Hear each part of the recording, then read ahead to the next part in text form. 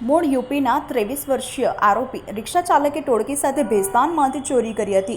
સુરત, ભરૂચ સહિત દક્ષિણ ગુજરાતમાં ઘરફોડ ચોરી કરતી આંતરરાજ્ય ટોળકીના 23 વર્ષીય આરોપી રાજા રમેશ રાજભર સુરત ક્રાઇમ બ્રાન્ચે મુંબઈ નજીક કલ્યાણથી બાતમીના આધારે ઝડપી પાડ્યો છે। ટોળકીના 4 આરોપી હજુ વોન્ટેડ છે। આરોપી રાજા ઝડપાતા સુરતમાં ભેસ્તાન અને ભરૂચમાં થયેલી ચોરીનો ગુનો ઉકેલાયો છે।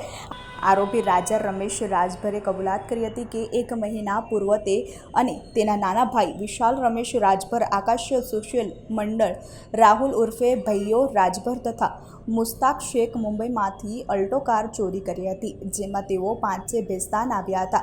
બાદમાં વિશાલ તથા આકાશ 2 જણા ચોરી કરવાના સાધનોની બેગ લઈ સફારી કોમ્પ્લેક્સ ઉપર ગયા હતા અને એક બંધ ફ્લેટનું તાળું તોડીને અંદરથી રોકડા રૂપિયા 40,000 અને સોના ચાંદીના ઘરેણાંની ચોરી કરી હતી। બાદ આ જ કારમાં તેઓ ભરૂચ ગયા હતા। ભરૂચ સ્ટેશનની એક હોટલમાં તેઓ રોકાયા હતા। બાદમાં નજીકમાં આવેલા સમન્વય એપાર્ટમેન્ટના રેકી કર્યા બાદ એક ફ્લેટમાંથી 1.5 લાખની મત્તાની ચોરી કરી હતી।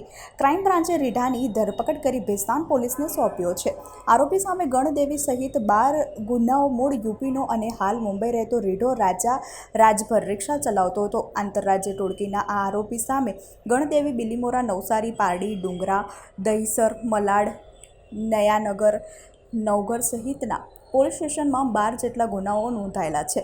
રાજાએ તેની ટોળકી સાથે સુરત અને ભરૂચમાં પણ ગુનાને અંજામ આપ્યો હતો।